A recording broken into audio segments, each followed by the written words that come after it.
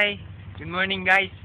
Nandito ako sa inyong harapan upang tuturuan ko kayo kung paano magluto ng sinigang na sabon.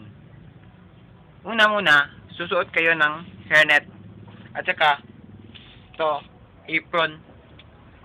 Tapos, mga ingredients.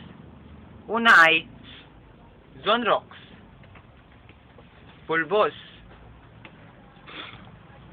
alcohol, at saka ang pampalasa, downy.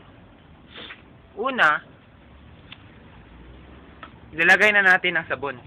Ito.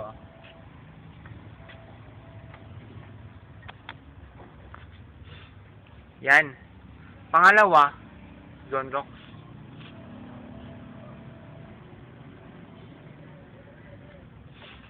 Pangatlo ay pulbos.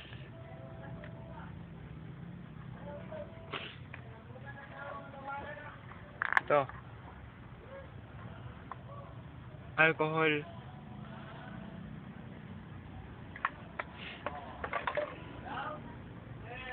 At saka ito, downy. Lulutuin na.